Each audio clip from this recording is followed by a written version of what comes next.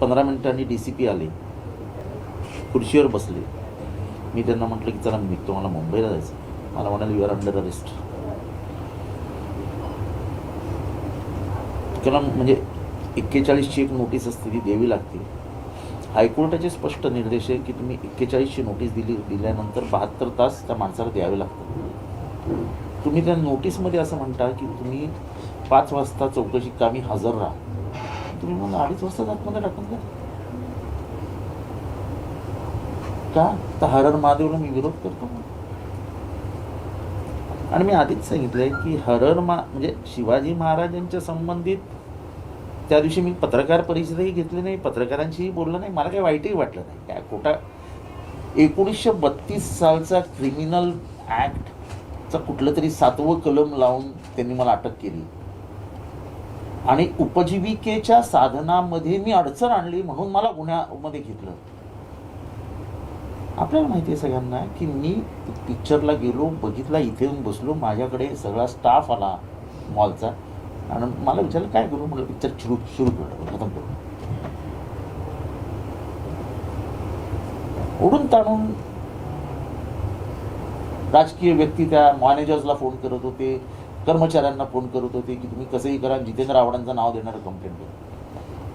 त्या लोकांनी सांगितलं की साहेब ते काही बोलले पण नाहीत, ते आले पण नाहीत, ते मध्येही कोणाशी बोलले नाही, ते आले नाही, निघून गेले.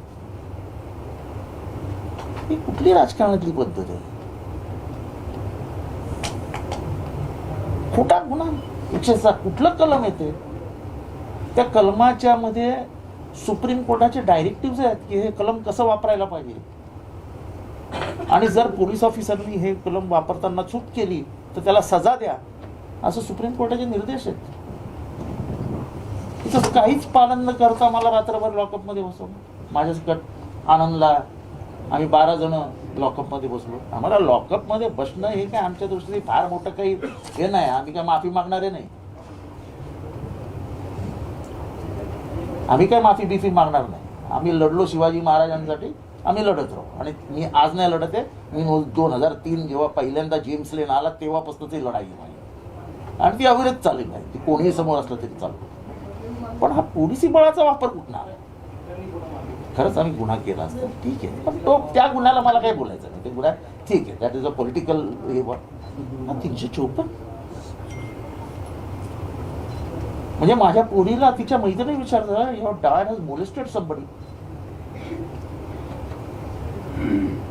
काय म्हणजे ह्या इतक्या खालचं राजकारण मग त्यापेक्षा ह्याच्यात न राहिलेलं बरं.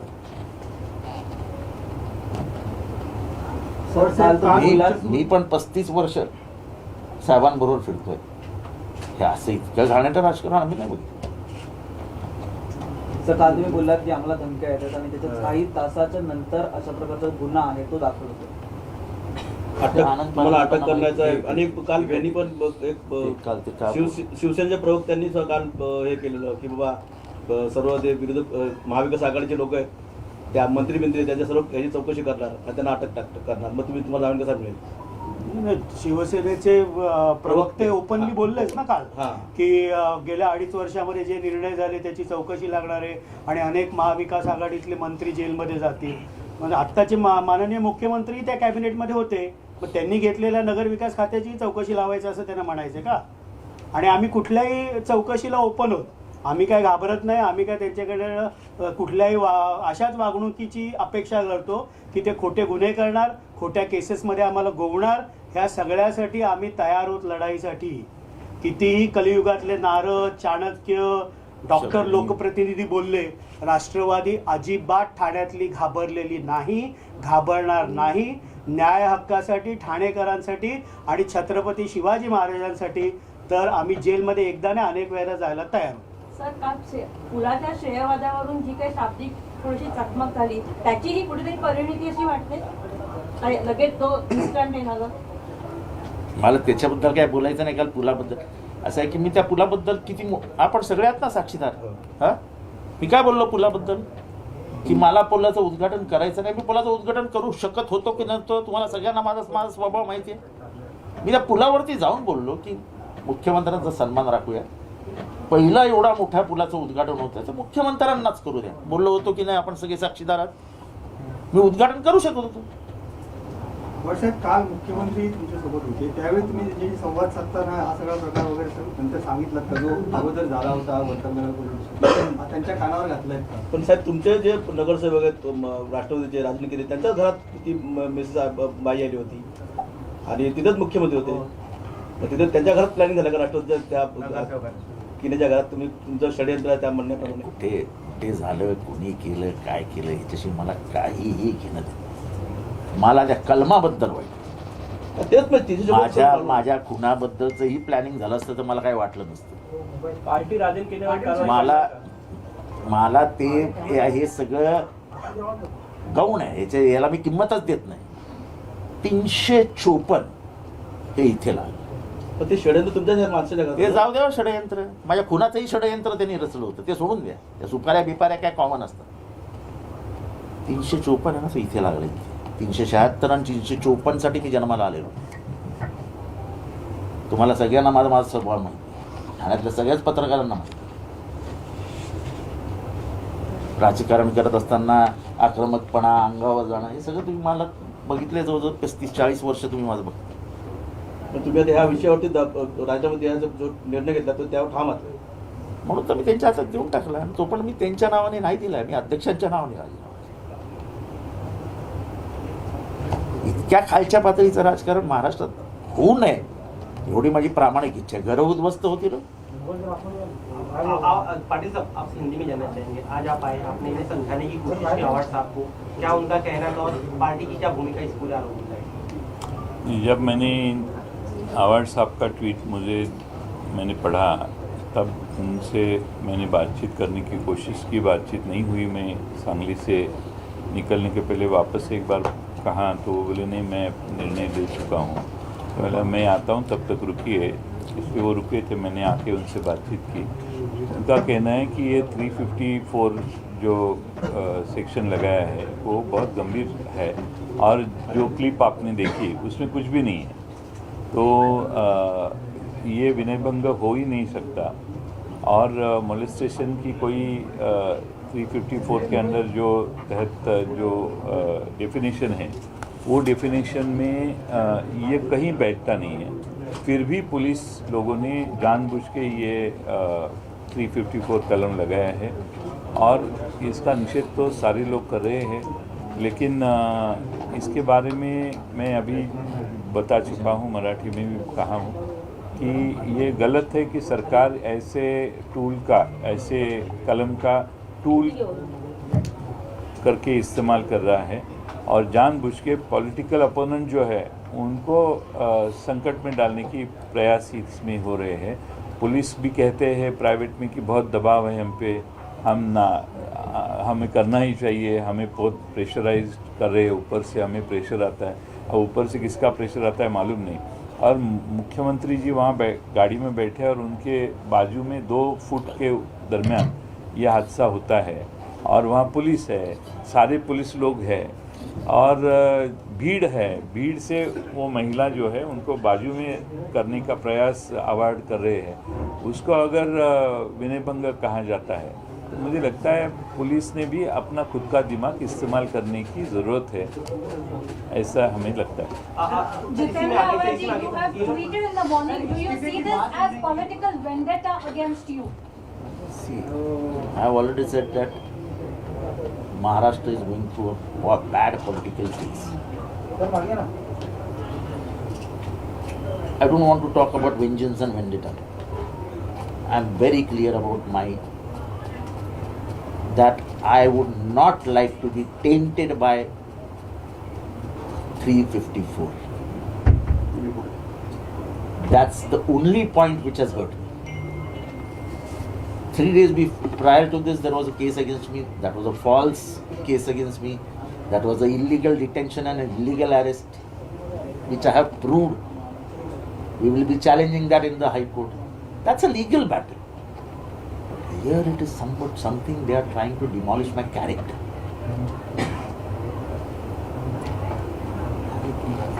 This is not politics.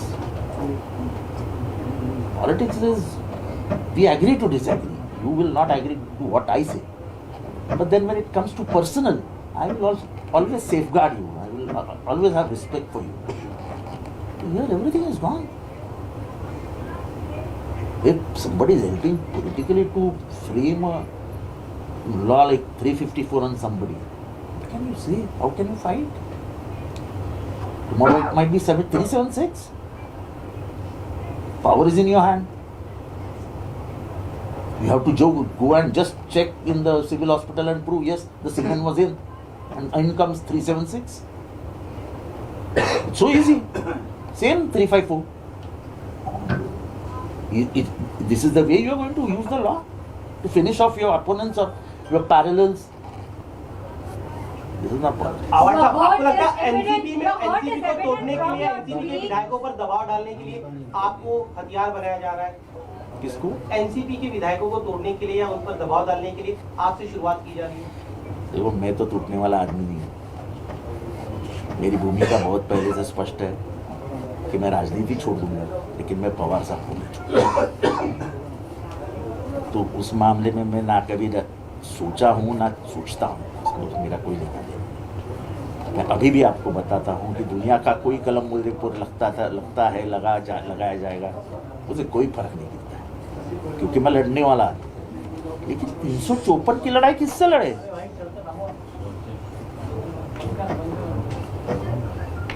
जिस मराठी में कहा है परस्त्री माते समान,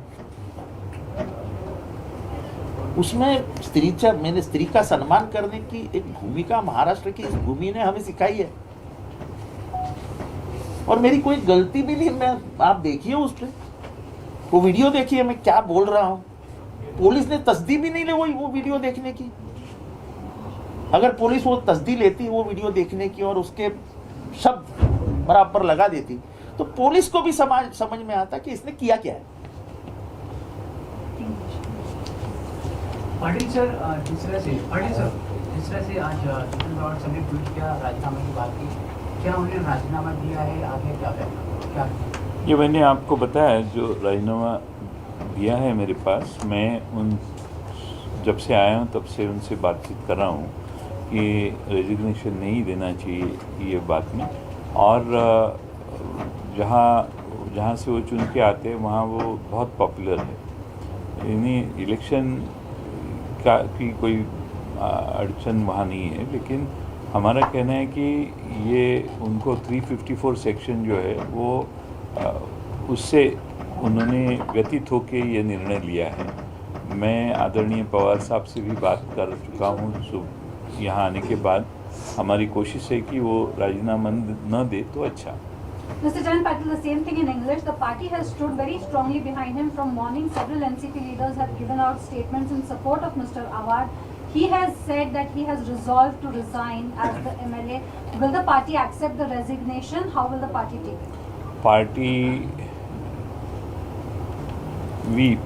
Party people, we don't want his resignation. He is our leading leader in Maharashtra Assembly as well as in Maharashtra.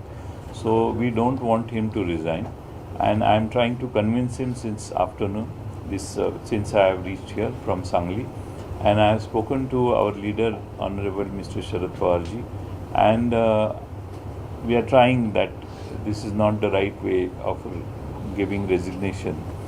So let's see what happens. The party has also come down on the streets to protest against this. How will the NCP take this ahead? As you all are aware, 2-3 days ago, Mr.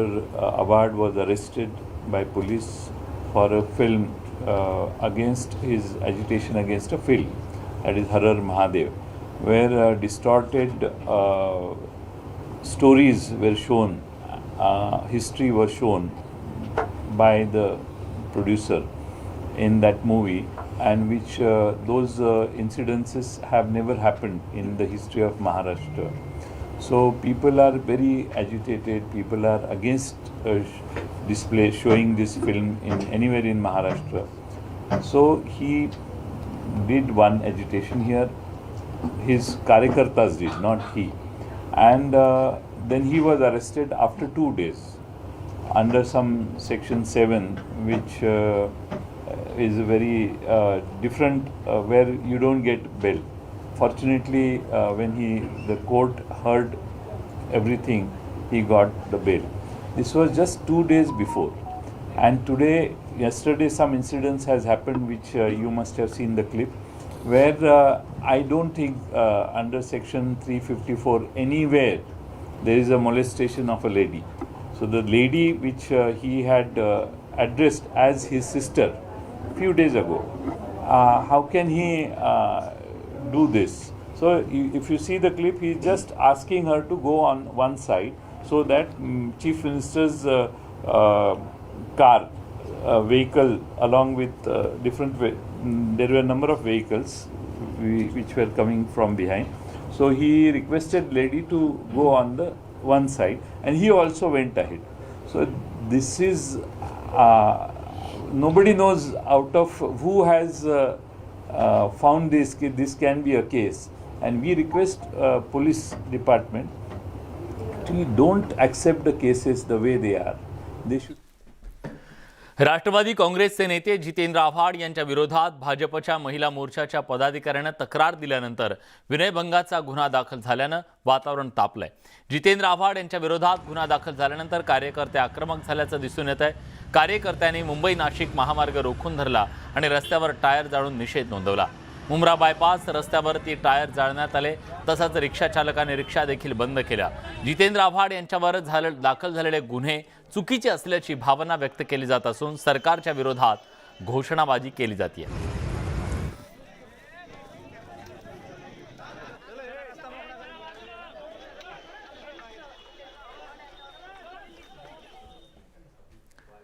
Jitendra आव्हाडांवर गुन्हा दाखल झाल्यानंतर मुंब्र्यात त्याचे तीव्र पडसाद उमटले. मुंब्र्यात राष्ट्रवादीच्या कार्यकर्त्यांनी आंदोलन केलं, टायर जाळत रास्ता रोको केला, तर आव्हाडांवरच्या विनयभंगाच्या गुन्ह्याच्या निषेधार्थ मुंब्र्यात उत्स्फूर्त बंद पुकारण्यात आला. मुंब्रा बाजारपेठेतील दुकानं बंद ठेवण्यात आली. जितेंद्र आव्हाडांच्या पत्नी ऋता आव्हाड यांनीही पोलिसांविरोधात आंदोलनात सहभाग घेतला. आव्हाडांच्या ठाण्यातल्या निवासस्थानाबाहेर सुद्धा कार्यकर्त्यांनी ठिय्या मांडला, जोरदार घोषणाबाजी केली.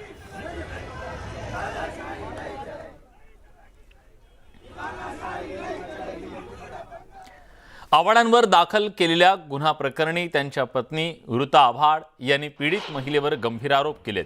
पीडित महिला या राजकारणी महत्वाकांक्षा बाळगतात आणि काल रात्री त्या कुणाला तरी भेटल्या, त्यांच्यावर पण अॅट्रॉसिटीचा गुन्हा दाखल झाला आहे. जे काही घडलं ते उत्स्फूर्त प्रतिक्रिया होती, त्याला विनयभंग म्हणता येत नाही. अंगावर धडकणाऱ्या व्यक्तीला बाजूला करणं गुन्हा असेल तर बाजारात, ट्रेनमध्ये, रेल्वे पुलावर, गर्दीमध्ये रोज शेकड्याने विनयभंग होत असतील.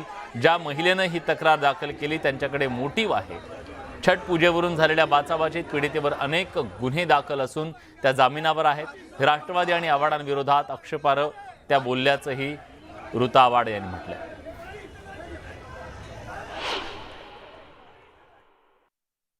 अगर आप किसी भी पॉलिटिकल रैली में या प्रोग्राम में जाते हो और अगर you think you are that touch me not kind, don't go there. Exactly. तीसरी बात, हमारी एक नगर सेविका है रूपाली गोटे, उन्हें तो सीएम के बाजू में खड़े हैं, सीएम के जो सिक्योरिटी है उन्होंने उनको बहुत ऑब्जेक्शनेबल तरीके से पीछे से हाथ लगाए हुए हैं सीएम को प्रोटेक्ट करने के लिए.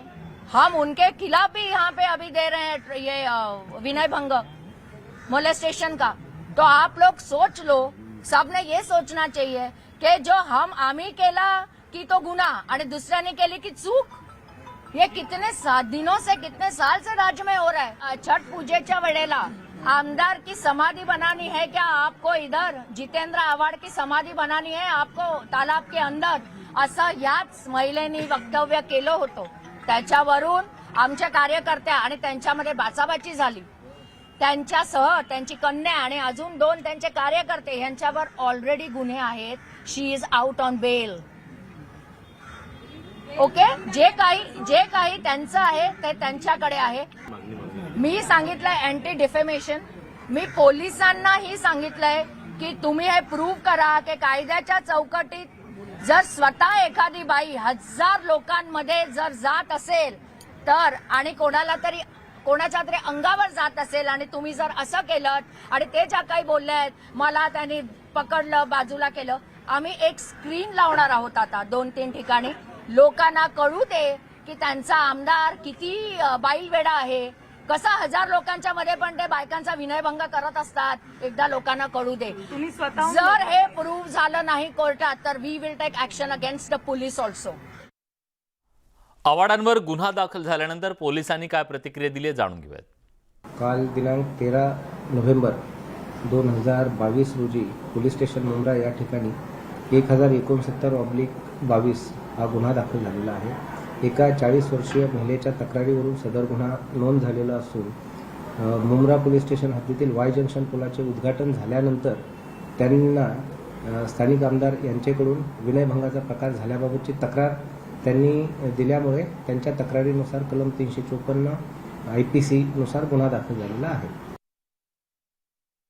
विनयभंगाच्या गुन्ह्याच्या अनुषंगाने त्यांनी व्हिडिओ क्लिप सादर केलेली आहे. सोशल मीडियामध्येही सदर व्हिडिओ क्लिप वेगवेगळ्या ठिकाणी फिरत आहे. त्याची सत्यता तपासकामी पुरावा म्हणून ती व्हिडिओ क्लिप तपासली जाणार आहे.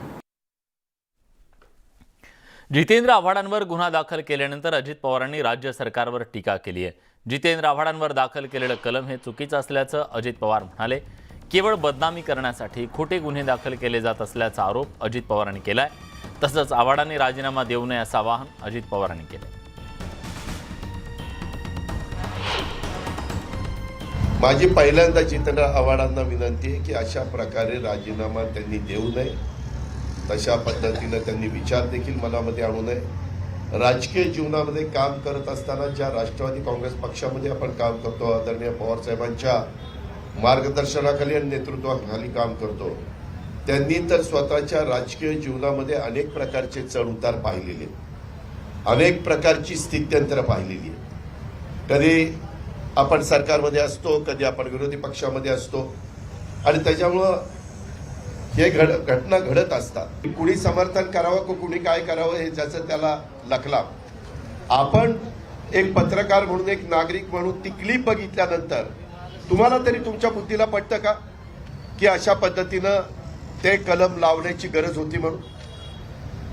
आता आम्ही पण इथं जात असताना त्याच्यामध्ये कधी कुणी पुढे समोर आलं तर आम्ही म्हणतो ना, जरा बाजूला व्हा, आम्हाला पटकन जायचंय असं म्हणतोच ना. सत्ता येत असते, सत्ता जात असते, ताम्रपट घेऊन कुणी जन्माला आलेलं नाहीये. आणि असं असताना आम्ही पण राज्यकर्ते म्हणून अनेक वर्ष सरकारमध्ये कामं केलेली आहेत. आम्हाला आमच्याही कार्यकर्ता कुणी चुकला आणि आमच्या नजरेसमोर आलं तर आम्ही त्याला ताबडतोब सांगतो, तू चुकला, इथं तू दुरुस्त केलं पाहिजे. किंवा कुठलं वक्तव्य आम्ही स्टेजवर असताना कुणी केलं तरी आम्ही त्याच्यामध्ये सांगतो की असं वक्तव्य करणं उचित नाही, ही महाराष्ट्राची परंपरा नाहीये. आव्हाडांवर सूडबुद्धीनं गुन्हा दाखल करण्यात आला असून राज्यात गलिच्छ राजकारण सुरू असल्याचा आरोप सुप्रिया सुळेंनी केलाय. विरोधकांचा आवाज दडपण्याचा प्रयत्न सुरू असल्याचा आरोप सुद्धा सुप्रिया सुळेंनी केलाय. मी जितेंद्र आव्हाडांना पक्षाच्या वतीने आणि वैयक्तिक माझ्या वतीने विनंती करीन की त्यांनी राजीनामा देऊ नये. याचं कारण की मुंब्र्याच्या लोकांनी अतिशय विश्वासाच्या नात्याने त्यांना निवडून दिलेलं आहे. ते एक उत्तम आमदार आहेत. त्यांचा असेंब्लीमधला परफॉर्मन्सही उत्तम राहिलेला आहे आणि त्यांच्या मतदारसंघात त्यांनी खूप चांगलं कामही केलेलं आहे. म्हणजे मंत्री असू दे किंवा फक्त आमदार असू दे, त्यांचं काम अतिशय चांगलं आहे. त्याच्यामुळे लोकांसाठी त्यांनी असा हा निर्णय घेऊ नये की राजकारणाची पातळी इतकी खालवली आहे का की आदरणीय माननीय मुख्यमंत्र्यांची गाडी आहे, स्वतः माननीय मुख्यमंत्री तिथे आहेत, तिथले स्थानिक खासदार श्रीकांत आहेत, हे सगळे आपल्याला त्याच्यात दिसत आहेत. पोलिसाचा एवढी मोठी यंत्रणा दिसते, कार्यकर्ते दिसत आहेत, सहकारी दिसते, गर्दी दिसते, गोंधळ चाललेला आहे. ते तसंच असतं नेहमी आणि अशा वेळीच असा आरोप होतं, हे खूप वेदना देणार आहे. आणि आम्ही सगळ्याजणी ज्या राजकारणात येतो हे समतेसाठी येतो. गलिच्छ राजकारण चाललंय त्याचा मी जाहीर निषेध करते. कुणाच्या वैयक्तिक आयुष्यात काय चाललंय नवरा बायकोच्या हे काढणं गलिच्छपणा म्हणतो. ही आमची संस्कृती नाही, माझ्या आईवडिलांनी नाही मला शिकवलेलं आहे. मी कधी असलं करणार नाही. गलिच्छ राजकारण सुरू झाले यांची थांबवायची जबाबदारी आमच्यावर नाही आहे, त्यांच्यावर आहे. कारण का फ्रिक्वेंट ऑफेंडर्स ते आहेत. बंदूक घेऊन आमचा नाही आमदार कुठल्या तरी पोलीस स्टेशनला घेऊन बंदूक घेऊन गेलेला, त्याच्यावर काही त्याच्यावर कुठली ॲक्शन झाली का? झाली का मला सांगा? एकही ॲक्शन झालेली नाही. कोणी शिवीगाळ करतं, मी तर काही मागितलेली नाही. तो पण विनयभंग नाही आहे. It is hurting. एक महिलाला केलेला तो अपमान आहे. पण मी एक शब्द बोलले का आजपर्यंत बोलले नाही, मी कधी बोलणारही नाही. हे सगळे ऑफेन्सेस आहेत. राष्ट्रवादी काँग्रेसचे आमदार जितेंद्र आव्हाड यांच्यावर 72 तासात 2 गुन्हे दाखल झाले. त्यानंतर त्यांनी आमदारकीचा राजीनामा प्रदेशाध्यक्ष जयंत पाटील यांच्याकडे सुपूर्द केला. यावेळी जयंत पाटलांनी आव्हाडांचं मन वळवण्याचा प्रयत्न केला, मात्र आव्हाड आपल्या भूमिकेवर ठाम राहिलेत. दरम्यान आव्हाडांना सतत अडचणीत आणण्याचा प्रयत्न सुरू असल्याची टीका जयंत पाटलांनी राज्य सरकारवर केली. तसंच लवकरच शरद पवार यांच्याशी चर्चा करणार असल्याचंही त्यांनी सांगितलं. जितेंद्र आव्हाड यांनी राजीनामा दिलेला आहे. मी आमचे राष्ट्रीय नेते आदरणीय पवारसाहेब यांच्याशी बोललेलो आहे.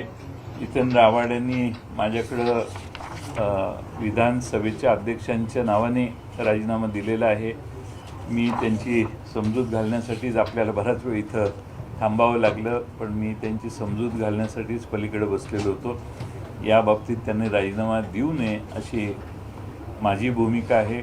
मी माननीय पवारसाहेबांच्या कानावर घातलेली आहे. ते राजीनामा घेऊन तिकडे निघालेले. मी राजीनामा घेऊन त्यांना त्या बाबतीत पवारसाहेबांच्याशी चर्चा करून आम्ही याच्यावर निर्णय घेऊ अशी विनंती केलेली आहे. एका महिलेला बाजूला ढकलत असताना त्यातही गर्दीत कशाला, साईडला या असं सांगितणं हा प्रकार विनयभंगात बसतो असं मला वाटत नाही. विनयभंगाच्या व्याख्येमध्ये 354च्या अशा जर गोष्टी आपण बसवून जाणीवपूर्वक अशा गोष्टी एखाद्याला अडचणीत आणण्यासाठी करत असू तर हा कायद्याचा चुकीचा वापर आहे. असं जर चुकीचं छत्रपती शिवाजी महाराजांचं चित्रण दाखवलं असेल तर त्याला विरोध केला तर मराठी माणसाचं काय चुकलं याच्यात? महाराष्ट्रातला कोणताही माणूस छत्रपती शिवाजी महाराजांचा आज आम्हाला माहीत असणाऱ्या इतिहासात काही छेडछाड कोण करत असेल तर तो महाराष्ट्रातला सगळा युवक हा जितेंद्र आव्हाड आणि त्यांनी घेतलेल्या भूमिकेच्या मागं आज आहे. कुणीही सहन महाराष्ट्रात करणार नाही. आणि त्याचा एक राग मनात धरून जितेंद्र आव्हाड यांच्यावर गुन्हा दाखल झाला. जितेंद्र आव्हाडांनी राजीनामा देण्याची घोषणा केल्यानंतर विविध राजकीय प्रतिक्रिया उमटल्यात. पीडित येणं ही महाराष्ट्राची परंपरा आहे का असा सवाल उपस्थित केलाय. तर चंद्रकांत पाटलांनी न्याय व्यवस्था योग्य तो निर्णय घेईल अशी प्रतिक्रिया दिली आहे. सुप्रियाताईंना विचारीन की ज्या पद्धतीने झाले माझ्याबरोबर हीच परंपरा आहे का? असंच आपण महिलांना ढकलून काढून टाकता का बाजूला? असंच होतं का त्या पक्षात? मी हे शिकवलं जातोय का? मला तर महाराष्ट्र महिला आयोगाला पण बघायचे कधी त्यांचा रिॲक्ट होतो आता ह्याच्यावर आणि कधी माझ्याकडून ते आता स्टँड घेणार आहे त्याची पण मी वाट बघते आता. की 2.5-3 वर्षामध्ये तुम्ही किती खोटे गुन्हे दाखल केले म्हणून त्याला केला पाहिजे असं माझं म्हणणं नाही. पोलीस स्टेशन, न्यायालय त्याचा योग्य तो निर्णय देईल. पण 2.5-3 वर्षामध्ये तुम्ही तर सगळे कायदे हातात आहेत. साधी सोशल मीडियावर पोस्ट टाकली की डायरेक्ट 1.25 महिना आतमध्ये. आणि त्यामुळे कायदा तुम्ही मोडला आणि त्याची एका अर्थाने पुढे वाटचाल करू नये सरकारने. जितेंद्र आव्हाडांच्या बाबतीत काय घडलं आहे, पोलीस स्टेशन काय निर्णय करणार आहे, न्यायालय काय निर्णय करणार आहे, त्या एजन्सीज योग्य निर्णय करतील. मात्र आमच्यासारख्या सामाजिक आणि राजकीय क्षेत्रामध्ये काम करणाऱ्या व्यक्तींच्यावर असे गुन्हे दाखल होणं अतिशय चुकीचं आहे. माझे सहकारी माजी मंत्री जितेंद्र आव्हाड यांच्यावर 24 तासात 2 गुन्हे दाखल झाले. वास्तविक अतिशय वाईट पद्धतीनं हे सरकार वागतंय. ब्रेक नंतर तुमचं पुन्हा एकदा स्वागत. डोंबिवली शिवसेना मध्यवर्ती शाखा, ज्या शाखेवरून शिंदे आणि ठाकरे गटात जोरदार लढा झाला, ती शाखा बाळासाहेबांची शिवसेना पक्षानं कायदेशीररित्या घेतली. त्या शाखेचं नूतनीकरण करण्यात आलं. त्या शाखेला मुख्यमंत्री एकनाथ शिंदेंनी भेट दिली. यावेळी बाळासाहेबांचे शिवसेना पक्षातील कार्यकर्ते आणि पदाधिकारी यांनी मुख्यमंत्र्यांचं ढोल ताशांच्या आणि आतषबाजीमध्ये स्वागत केलं. दरम्यान यावेळी मुख्यमंत्री एकनाथ शिंदेंनी शाखेच्या उंबऱ्याला पाया पडून शाखेत प्रवेश केला. हे पाहून खासदार श्रीकांत शिंदेंसह अनेक कार्यकर्ते पदाधिकाऱ्यांच्या डोळ्यात पाणी आलं.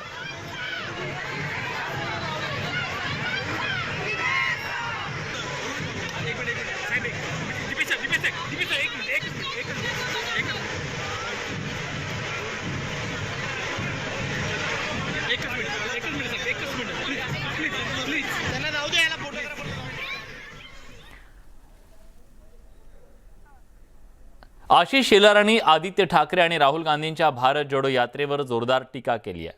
उद्धव ठाकरेंच्या पक्षामुळेच मराठी शाळा बंद पडल्याचा आरोप आशिष शेलार यांनी केला. तसंच भारत जोडो यात्रेवरून त्यांनी आदित्य ठाकरे आणि राहुल गांधींवर टीका केली. आदित्य ठाकरेंना इतिहास प्रश्न विचारेल, ही भारत जोडो यात्रा नाही तर इतिहास तोडो यात्रा असल्याची टीकाही त्यांनी केली.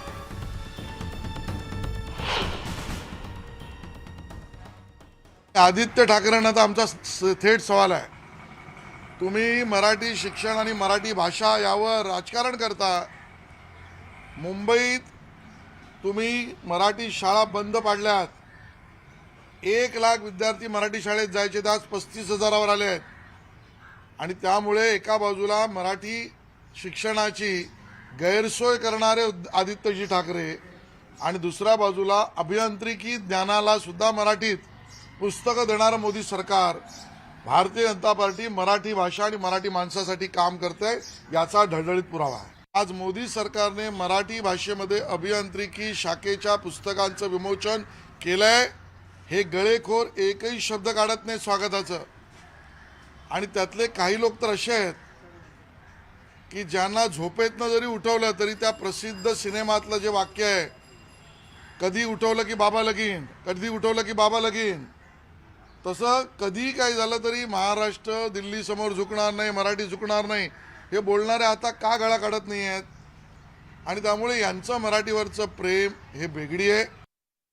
त्या रामसेतूच्या विरोधात प्रतिज्ञापत्र भरणाऱ्या काँग्रेसच्या हातात हात मिळवून आदित्य ठाकरे तुम्ही चाललाय. इतिहास तुम्हाला प्रश्न विचारणार आहे. श्रीकृष्णाने गीता सांगितली आम्हाला माहीत होतं, पण भगवान श्रीकृष्णाने अर्जुनाला जिहाद शिकवला असं जे काँग्रेस म्हणतंय, त्या काँग्रेस बरोबर आदित्य ठाकरे तुम्ही हातात हात मिळवून चाललाय. इतिहास तुम्हाला प्रश्न विचारणार आहे. राहुल गांधी आणि आदित्य ठाकरे यांचा भारत इतिहास तोडो हा कार्यक्रम चाललाय आणि त्या विरोधात जनतेचा मानस आहे. राज ठाकरेंनी आगामी निवडणुकांची तयारी सुरू करा. मध्यावधी निवडणूक जानेवारीत लागणार असे निर्देश मनसे पदाधिकाऱ्यांना दिले. यावेळी राज ठाकरेंनी पदाधिकाऱ्यांच्या कामाचा आढावा घेतला तर काहींची कान उघडणी केली. काहींच्या कामांचं कौतुक तर राज ठाकरेंनी केलंच. त्यावेळी काम न करणाऱ्या पदाधिकाऱ्यांना राज ठाकरेंनी खडेबोल सुनावले. काम करायचं नसल्यास पदावरून दूर व्हा असं राज ठाकरेंनी सुनावलं. काहींची कान उघडणी तर काहींच्या कामाचं कौतुक त्यांनी केलं. गट अध्यक्षांच्या निवडणुका न झाल्यानं राज ठाकरेंनी नाराजी व्यक्त केली. संपूर्ण मुंबई शहरामध्ये आमचे वेगवेगळे मेळावे होतात, गाठीभेटी होतात. आम्ही सगळ्या पदाधिकाऱ्यांना भेटतो आहोत आणि त्याच्यानंतर सगळं हे एकंदरीत सगळं घुसळून झाल्यानंतर पुढे काय वाटचाल करायची हे सगळं पाहिल्यानंतरच आता 27 ऑगस्टला तिकडे गोरेगावला आपण गटाध्यक्षांचा 27 नोव्हेंबरला गोरेगावला आपण संपूर्ण दिवसाचा तो मेळावा घेतलेला आहे आणि तशा प्रकारच्या सूचनाही गेलेल्या आहेत. आगामी निवडणुकांना लक्षात ठेवून मनसेची वाटचाल नेमकी कशी असेल? एकंदर आता जी तुम्ही एकंदरीत बघताय की सकाळपासून जे कार्यक्रम सुरू आहेत ते निवडणुकांसाठीची सगळी तयारी असते ना, आणि त्याप्रमाणे तयारी ऑलरेडी सुरू केलेली आहे आणि मला वाटतं ती हळूहळू पुढे सरकत जाईल. निवडणुका येतील तेव्हा येतील.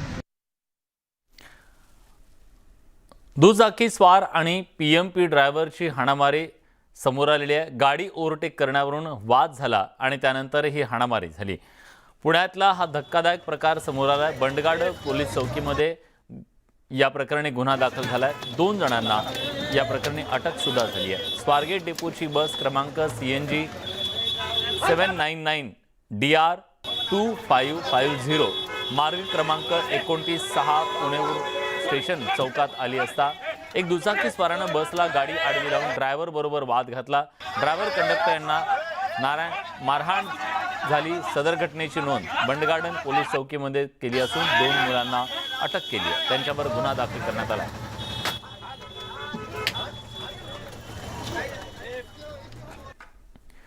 राष्ट्रसंत तुकडोजी महाराज नागपूर विद्यापीठात एक धक्कादायक प्रकार समोर आलाय.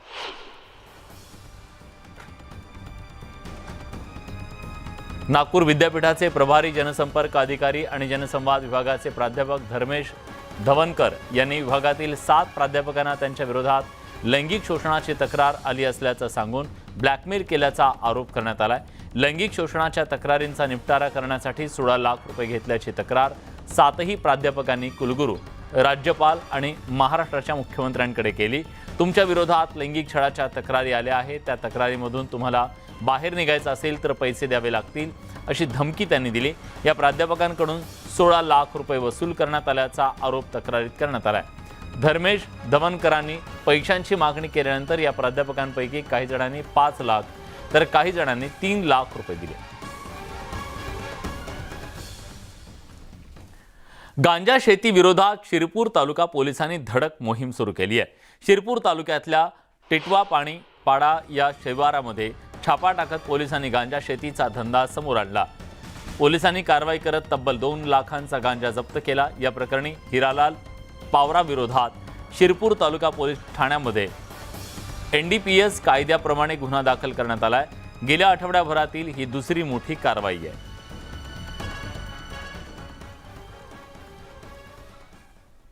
शॉर्ट सर्किटमुळे तब्बल 15 एकर क्षेत्रातला ऊस जळून खाक झालाय. सांगलीच्या पलूस तालुक्यातल्या कुंडल इथली ही घटना आहे. रविवारी संध्याकाळच्या सुमारास गणेश शिंदे या शेतकऱ्याच्या ऊसाच्या शेतातून गेलेल्या वीज वितरण कंपनीच्या तारांना शॉर्ट सर्किट झालं, त्यामुळे शेतात आग लागली.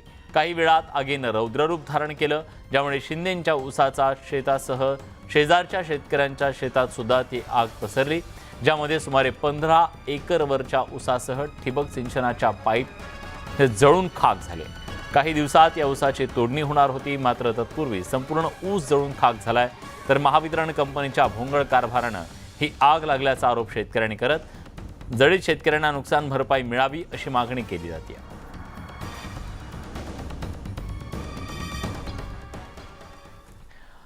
ब्रेक नंतर तुमचं पुन्हा एकदा स्वागत. दिल्लीतून एक अत्यंत धक्कादायक बातमी समोर आली आहे.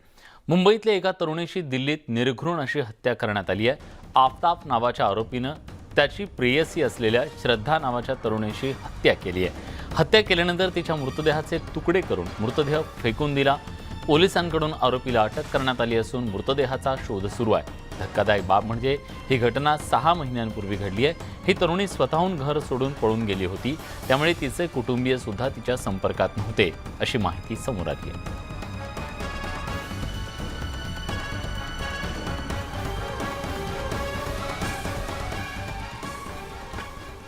चीनच्या गॉंगडोंग भागात कारचं ब्रेक फेल झाल्यानं भीषण अपघात झालाय. भरधाव कारनं दिलेल्या धडकेत 2 जण ठार झालेत. शहरातल्या रस्त्यावर भरधाव वेगानं जाणाऱ्या या कारनं अनेक जणांना धडक दिली. या धडकेत कारनं दुचाकीसह रस्त्यावरून जाणाऱ्या एका व्यक्तीला सुद्धा धडक दिली.